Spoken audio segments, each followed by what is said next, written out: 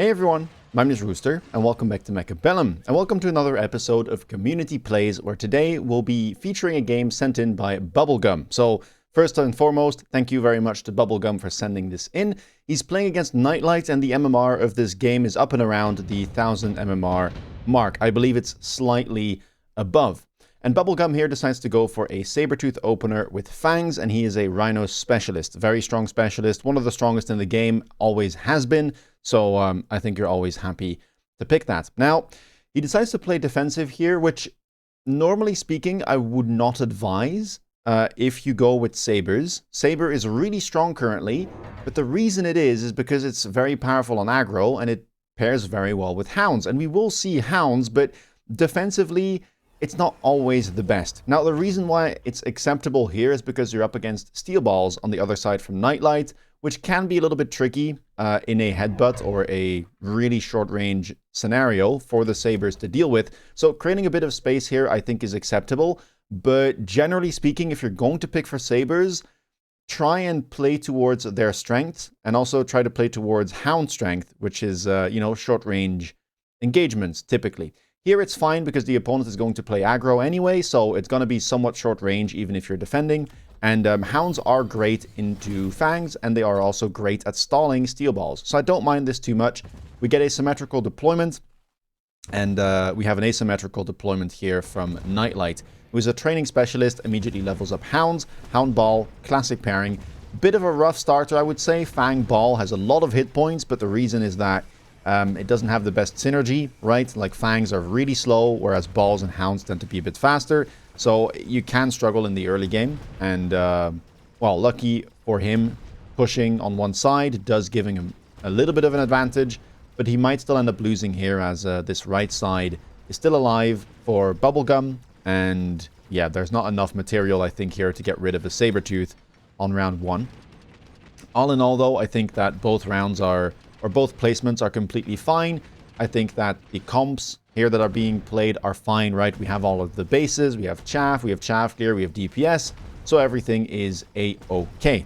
Now, when you are defending like this though, or at least you deploy symmetrically, and you probably do because you want to play standard and into, an opponent that's also playing symmetrical, once you find out that is no longer the case, if you have especially a Saber-tooth in this scenario, you should sell it. It is not going to be doing anything over here. It's way too slow to pressure the tower. In fact, it's on the inside, so you can see with the arrow, it actually wants to go over here, but it's going to take ages for it to arrive, and it's a lot of resources on the board this early on. 200 cost unit is, well, your strongest unit this early on in the game, and you really should try and use those resources elsewhere to try and stabilize. So sometimes if it's a sledgehammer, you can keep it, but in this case, the Saber-tooth has a bad matchup into everything here, right? It's not meant to kill mid-sized units, and it's too far removed from the enemy tower and the board to really do much. So at this stage, you should already think about selling. That is a very important thing here. And you can use those resources to stabilize on the left because, well, you are outnumbered with the stack over there. Opponent here goes for crawlers. Very, very sensible thing to do. Nightlight goes for, or Bubblegum rather, goes for the missile strike, whereas we have intensive training for Nightlight. Double intensive, you can pick, but it's very greedy. It'll be hard sometimes to get optimal use out of this because you might just not have the money to grab all of those levels on top of the natural levels you might get, on top of the, enhancements you might want to get, the techs. Usually, I would say one intensive is enough. And honestly, going for Missile Strike when your opponent is playing Fang, Crawler, Hound is just a lot better. Even for Nightlight here, I would likely just have picked that instead or skipped to try and get ahead into the Hounds. Because when you're playing Hounds, what you want to do is grab range as fast as possible, get those attack enhancements going, and really invest into that. So intensive here, I would say, is a bit of a mistake, and it shouldn't have been picked up. The missile here is not ideally placed. You should try, whenever you have a missile strike and people place hounds like this, go for the hound and the crawler right behind, right? Get rid of their chaff clear. The hounds are there to chaff clear for them, so make sure you get rid of that, and then you'll have a lot easier time defending. Now, on round 2, we get another Saber purchased here for bubblegum. Little bit of an inaccuracy there. Again, Saber-tooth is just not good into Hound Ball. It's not meant to kill those type of things. It's meant to kill things like Tarantula, can be good into Scorpion. I mean, anything that's just a single big unit, an Arclight, but it's not meant to deal with Sledgehammers and Steel Balls and Hounds. Of course, you might run the side armaments, but it's just, you know, there's better units to deal with mid-sized units that don't require techs to do it. So I would just not bother. I would sell the Saber here, and honestly, the only thing you have to worry about here is get some crawlers going, because your opponent is playing Hound. Anytime your opponent is playing Hound or Mustang as chaff clear, you should buy crawlers, because, well, crawlers are just tankier and harder to kill for those units than Fangs are. Or, because it's round 2, you should try and get some anti-air going. That is a very, very common thing. If you don't start with marksman, grab some anti-air. Typically, in a defense aggro situation, whether you're playing aggressively or playing defensively, Phoenix will be a fantastic option. It is almost always a fine play to go for a Phoenix if you didn't start marksman on round 2 in these scenarios. So that's what I would have wanted to see. We get a defensive missile as well. You can, but I think it's not really worth spending those 50s right now, because what you want to do is get as many deployments down as you possibly can, right? Get your crawlers, get your Phoenixes, and work towards Hound range, so that, you know, your comp actually starts to get online. So that's kind of here the early game that you need to think about, right? Swap your board or switch it from the right side to the left by using that sell button, and try and think about things like anti-air and set up your chaff. And I know, again, sometimes it can be difficult to move out of your starting unit, but you will just have to do that every now and then. Once you get to learn the matchups, you need to realize, oh, okay, Saber-tooth is meant to kill Arclights, Tarantulas, Scorpions, that type of thing. Am I up against that? No, then it's not worth buying more of them, and I probably should try and sell them and swap them for something else. Now, round number 3, we have unit reinforcements. Wasp shows up, always something you have to think of this early on, because it can be hard to deal with, and neither player really has amazing anti-air. There are some Fangs, but level 2 Wasps are a bit tricky to kill sometimes. There's chaff clear in there as well, but both players have Hounds, so I don't think they really need to pick that up. There is Stormcaller here, which looks completely fine, and in fact it is a Stormcaller that is going to get picked up. Now, in terms of the positioning, it's a little bit far back, I would say, right? I think round 1 you can get away with this type of positioning, and if your opponent was playing long range, you'd be pretty happy. But as soon as you see that your opponent is playing, you know, mid-range or aggressively, you should try and put some stuff in front of your tower, and especially try to avoid this corner as much as possible. Well, you need to put some stuff there, but realize that you can get flanked and everything will get pulled, and if you have nothing in front of your tower, that tower will fall. So try and put some stuff right over here. Try and put some chaff to draw the units in, some stuff behind, and somewhere inside of the tower here and kind of towards the back is going to be the safest. This Stormcaller, I would likely just put it somewhere in front of the tower if you wanted to play it. The alternative play is also, you have to worry about this right side. Both players do. With this Wasp, we see a flank play coming in. This is just not correct. You should, if you want to pick the Wasp, just attack this side. It's fully open. This Fang Pack is not going to do anything against a level 2 Wasp, and you will get the tower debuff. Same thing for Bubblegum here as well, right? You both can play for the same thing. You can go Crawler, Wasp, beacon it in, get the tower debuff, grab yourself some tempo.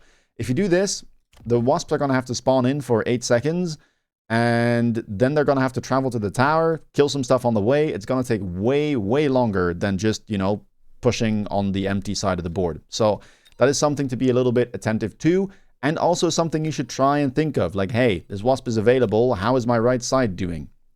On round 1, round 2, you don't have to be too worried, but as soon as you get a unit drop, as the defender and as the aggressor, you have to start thinking, ooh, do I need to just like maybe grab a level or like put at least a missile down? Something like that.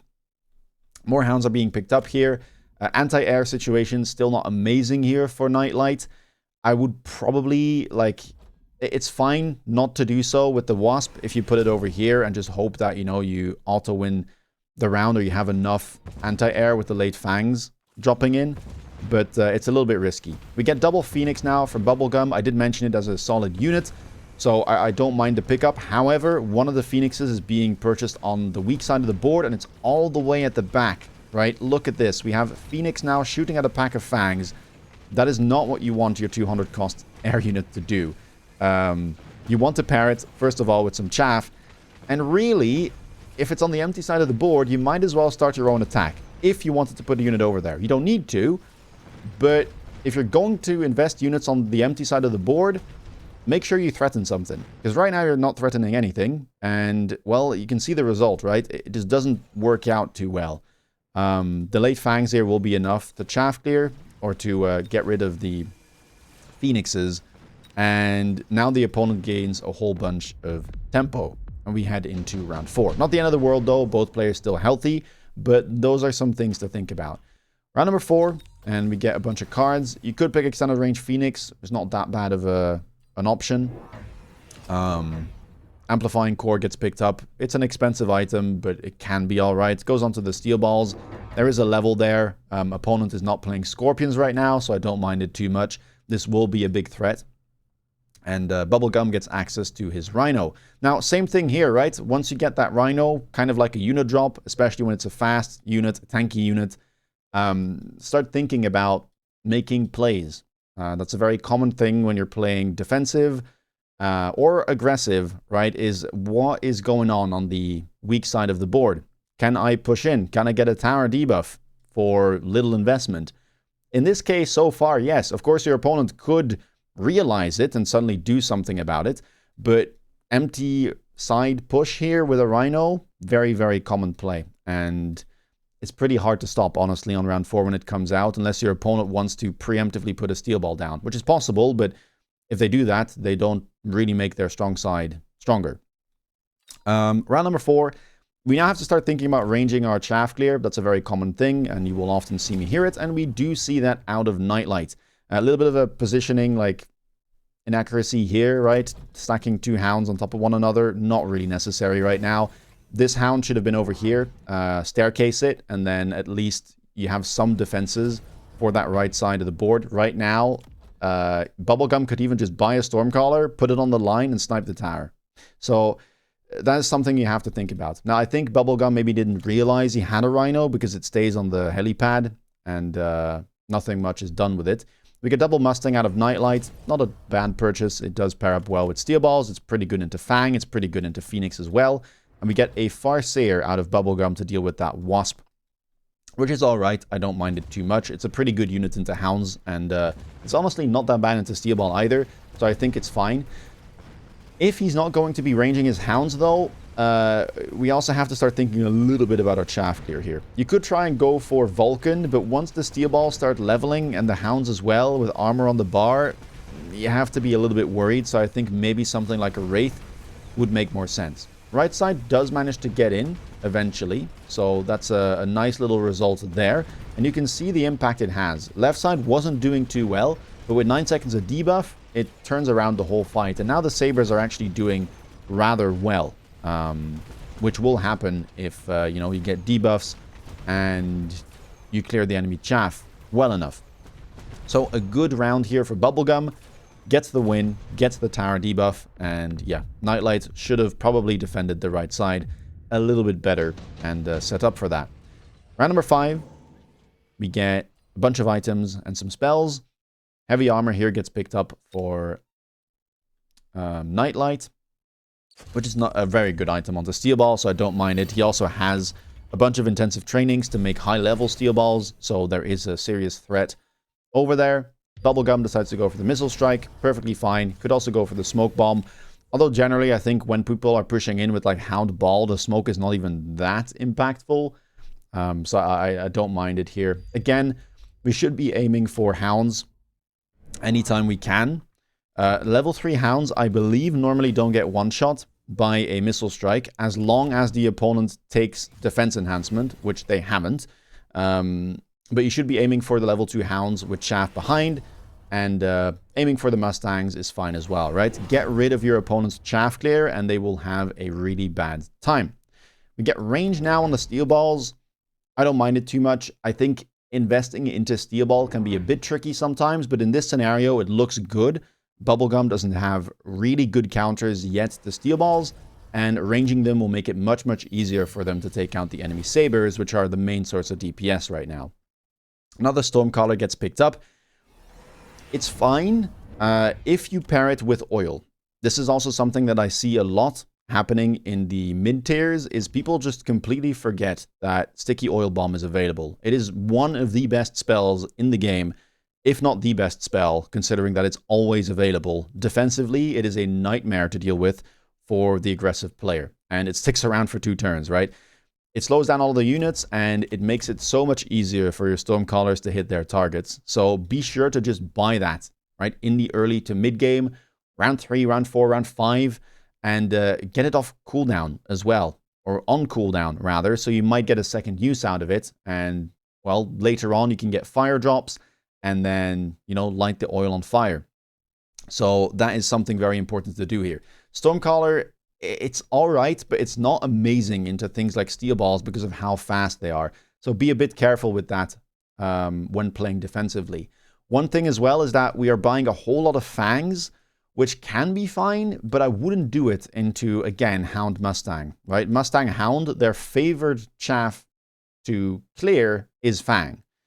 Crawlers are much harder to kill. A lot of times, hounds can't one-shot them. Same thing with Mustang, just takes a lot longer for them to take them out. So be sure to grab crawlers when you're facing this type of a chaff clear board from the opponent. Okay, I've paused for long enough, I would say. Yeah, we need to do something here about the hounds and the steel balls. And we haven't really bought a great defense against it or a great counter to it. Scorpions here would be lovely, I think. You could always go for Raiden as well, but I think it's a little bit slow in terms of attack speed.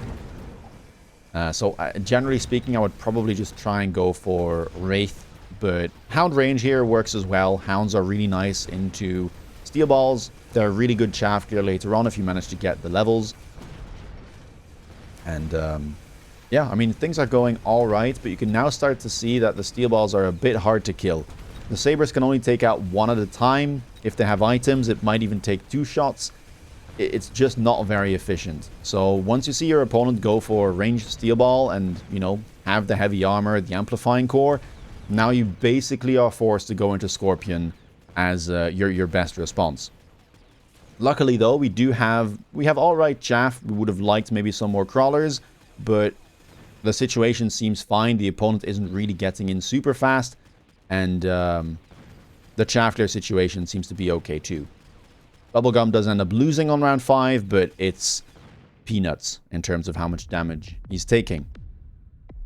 For Nightlight, again, right side needs to really be defended here. We're greeting a bit too much as Assault Scorpion shows up. That's a bit of a gift here for Bubblegum. Really, really good card into what the opponent's building. Normally, Scorpion can struggle a little bit into Hound because of how slow it fires and how many Hounds are often on the board. But with Assault Scorpion, that problem is kind of gone. Like, suddenly you fire every 3 seconds. That is much, much better. And when your opponent is, well, also playing steel balls, it's a bit of a cherry on top, and that's amazing value. So that's probably just a must pick. Now, enhancement module also gets offered here. That is something that you should absolutely pick up if you're Nightlight. You have double intensive training. That is just crazy. You will get way too much free resources from that. You can just transition your steel ball board into something like an Overlord board, and you probably win if the game goes for another like 3 to 4 rounds, because you will get just an amazing amount of cash. So those would be my 2 picks here, and honestly, I don't think there's much of an argument to be made for anything else. For Night Flash, there is, or Nightlight rather, I don't know why I went for Night Flash. This flank here is something that you should think about. Whenever you play this type of a Hound board with balls, it is very, very, very common to just put a Sledgehammer with a Crawler there, because it will pull the entirety of the enemy board and it'll open up the tower. That's something I talked about earlier, right? This whole quadrant in the bottom left or the bottom right can get pulled by a deep flank, and it will just make it a nightmare to defend your tower if you're bubblegum in this case. Now, the enhancement module gets skipped, and instead we get efficient tech research. This tech is kind of like this card is a little bit of a bait. It looks really nice. It's like, ooh, free value. But if you do the math, it's not that amazing. You need to buy 4 techs for this to make 50 profit. That's going to be very hard when you've already teched range on your hounds and range on your steel balls. You would need to go to 6 techs total. And at that point, we're probably on round 9. 50 extra resources on round 9 is nothing. Like, that is, you know, negligible. You should have taken the enhancement module there 100% of the time, and you should have probably realized, oh, Assault Scorpion here is being offered. There's a good chance my opponent picks it, which kudos to Bubblegum, he did, and immediately ranges them. Very important, because that card loses a ton of range. But Nightlight should have realized and started thinking about, what is my late game comp going to look like? Steel balls sometimes can be late game, but usually they won't be. And the nice thing about having this Hound setup board is that it's extremely flexible. Hounds pair with pretty much any carry you can think of. And, well, if you have double intensive and enhancement module, my mind would just immediately go to buy boats. Boat Hound, absolutely great comp late game. And if you have double intensive and enhancement module, you're going to be making so much money that you will just get to late game boat carry, and that is a free win most of the time. Like, boat carry tends to just win. The only problem is that it's expensive to get into, but, you know, with the cards being offered here, that shouldn't be too much of a problem. Either way, this game Bubblegum does manage to win. The Scorpions work out perfectly, and he managed to deal some damage here. It's not the end of the world, though, for Nightlight. I mean, you know, some suboptimal cards being picked, but it doesn't take a ton of damage. And oh my days, look at that. I mean, yeah, the punish here. But Overlord gets offered immediately. That would have been great. To be honest, though, I probably would have bought the Overlord myself last round, so it wouldn't have showed up in the unit drop. But either way, Overlord here is great for Nightlight. And he does purchase it, but he sells it. You really shouldn't be doing that. You should be keeping it and using that as your carry instead. Now, I get that this is a tough thing, and that's kind of what happens, right? When you get towards the mid-tiers of the game, is starting to understand, what does my late game board look like? Because it can be quite easy to get into a board that's just built off of your starters, right? We started with Hounds, we started with Balls, we play Ball Hound, and then we add, you know, some Mustangs, which are also available early on, and then we just keep teching them. And that's that. And some comps can work like that, but typically you're going to want to try and transition to a better carry later on, especially if your opponent gets good cards, starts countering the units that you started with.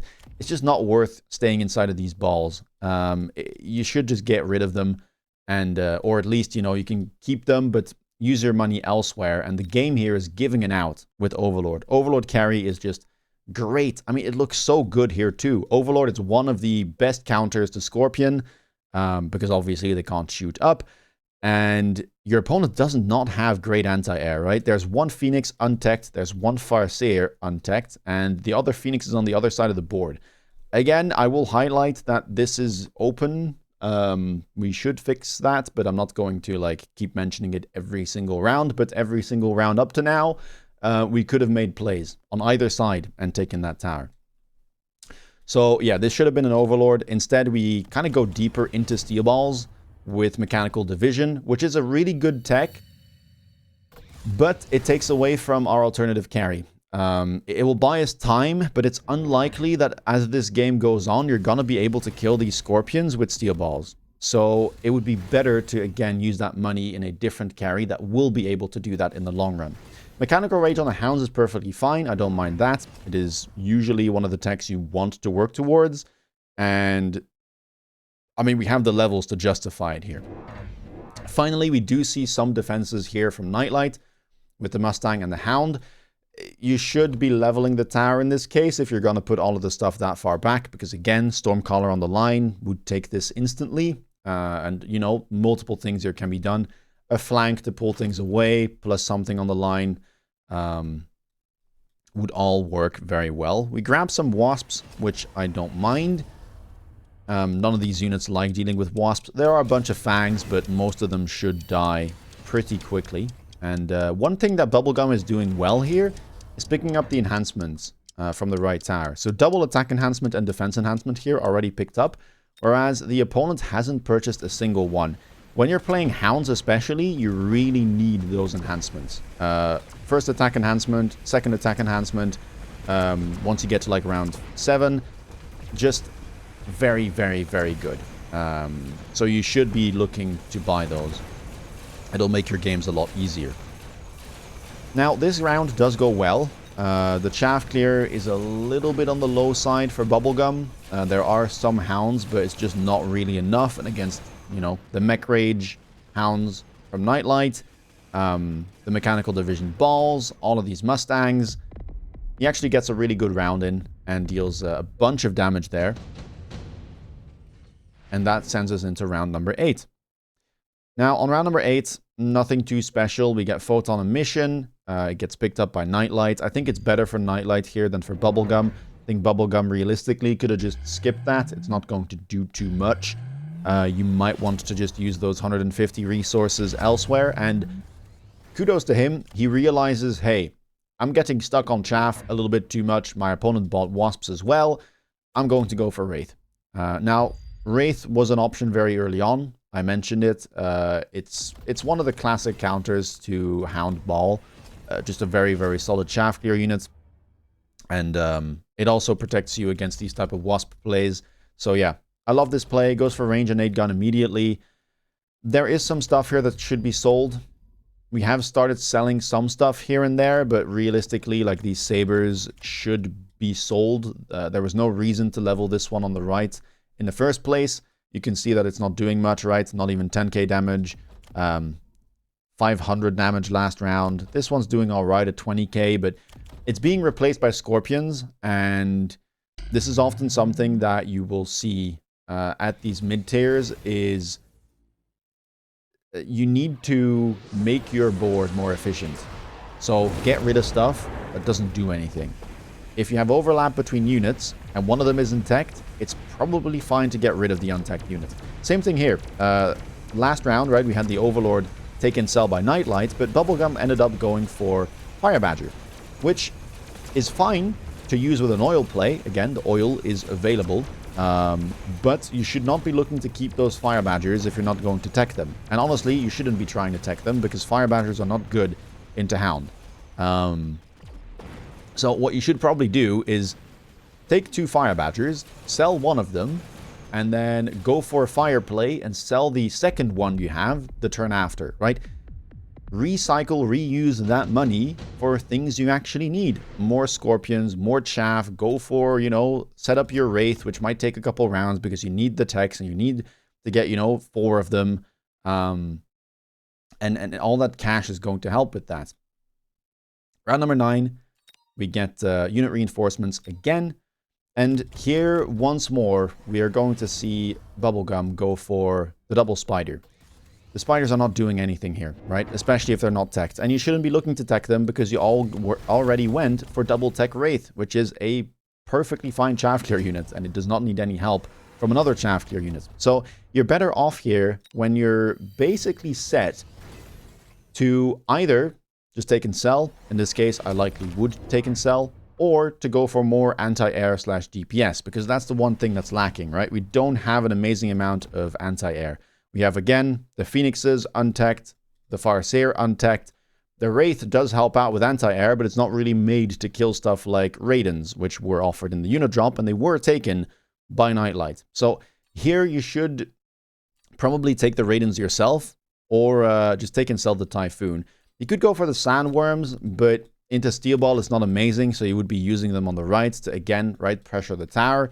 Those are your options. Pressure the tower, take and sell to make your board stronger, or, you know, take the DPS unit or the air DPS unit that was offered, the Raiden, because that's what you were lacking. Those are kind of your options here. Taking Tarantulas and not teching them, and again, right, positioning them pretty conservatively, instead of aggressively is just not going to really help you to close out this game. We get some missile interceptors against the Stormcallers. I think that's perfectly fine. It also helps against aggressively positioned missiles. That is something you should look for if your opponent positions aggressively. Try and missile, right, this Hound in the corner. Like, this is just not allowed. If you get rid of it, it's going to cripple the opponent's chaff clear. Means it's going to buy you more time. Means that you're likely to win the round. Raiden pickup here, I like from Nightlight. That was very clever. Picking up more Wraith as well from Bubblegum, solid choice. The only thing is I would have paired it with the Raidens. Now here we go. Let's see how this shapes up. That right side tower still very exposed, and I don't think there's enough to defend it, so it will fall at some point. The question is the fight going to be over by that point? Raiden here taking out one of the Wraith already. Mustang's helping out as well. Right side under fire. Tower will fall. There it goes. Okay, it is protected by the shield at least for a little bit longer. And it looks like, yeah, with that debuff, the Raidens will end up going down. The Phoenixes here are enough. And that's a very good round. Might even be game. Not exactly sure. Looks like it will be. Okay, so Bubblegum here does end up winning. So well played. I mean, some great decision making overall. Going for the Scorpions when the opponent went for a heavy Hound Ball investment and you got that card right. Play towards the things that are offered to you. Very solid. Going for Wraith, realizing that the chaff clear was inadequate, right, is a clever move. That is something that you should absolutely think about, and it paid off. And at least pressuring that right side a little bit when, you know, the tower was fully exposed, did end up winning there with the late debuffs. So one of the easy things here would just have been to grab the Overlord, since it scales really well and it kind of punishes the mediocre anti-air of the opponent on this round. So let's go for range and overload. That's very important. I would probably loan. One of the things as well is that this steel ball at the front is very exposed and it likely just dies instantly to that Scorpion that's facing it. So let's sell that, retrieve the item and the money, and put it on a steel ball that's kind of more at the back instead. You could probably put it on an Overlord too, which might be a little bit better, but I don't think it matters too much.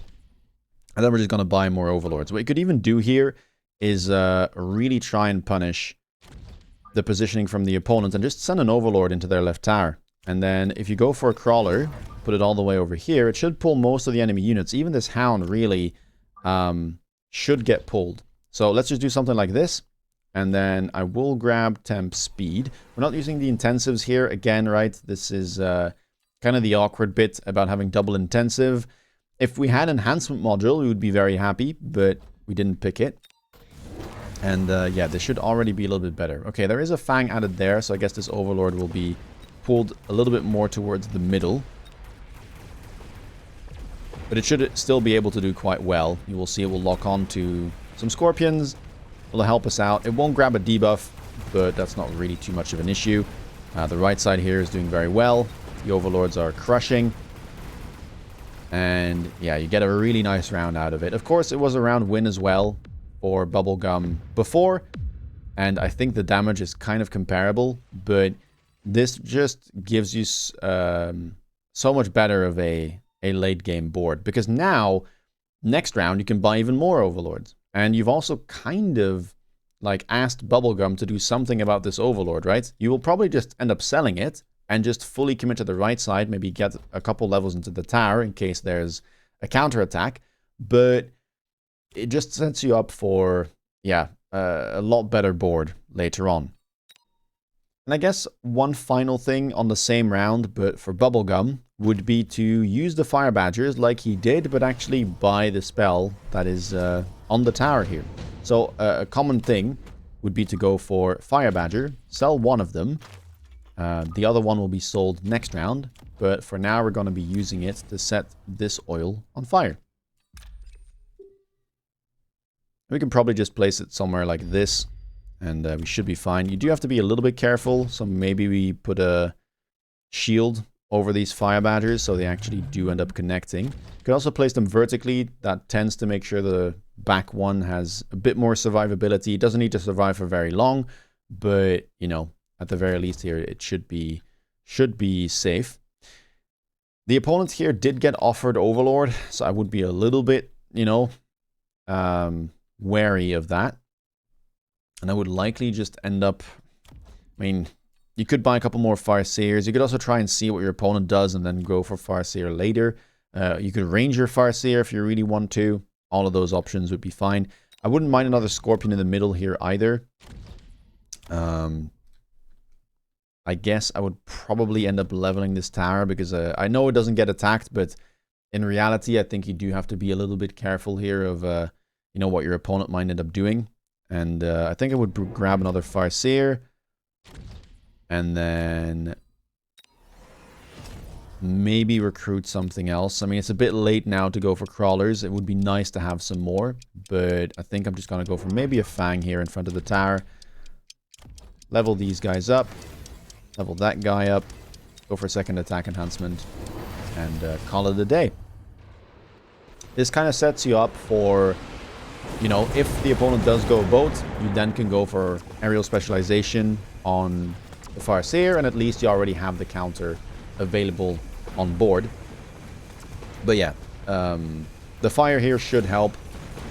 The problem that you do have is that because there's no crawlers, the Fangs don't really protect the Scorpions that well. So you can see a couple of Scorpions do end up dying. But, well, the fire is just so powerful that you still win anyway on this round, which was lost previously. But it sets you up for some success at the very least. But this is why crawlers are nice. They're fast, they get in front of your carries, and it just buys you more time against these type of Mustang Hound boards. So yeah, I think that's kind of all I wanted to mention. I did go over some alternative plays during the game. That could have been good.